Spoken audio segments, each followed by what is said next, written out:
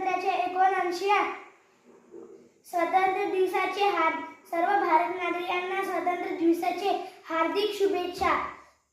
15 August 1947 साली आपला देश स्वतंत्र झाला होता।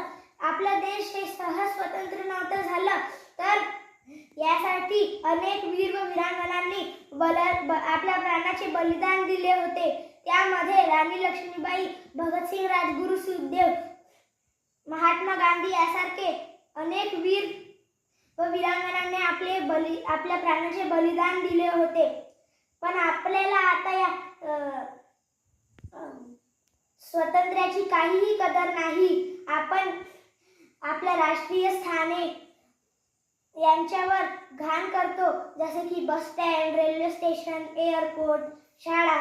पण आपण भारत नागरिक म्हणून आपण आज शपथ घेऊया की आपण आपल्या राष्ट्रीय स्थानांवर घाण न करू आणि आपल्या आजूबाजूच्या निसर्गाला स्वच्छ ठेवू, जसे की झाडे लावायचे आणि ते जगवायचे।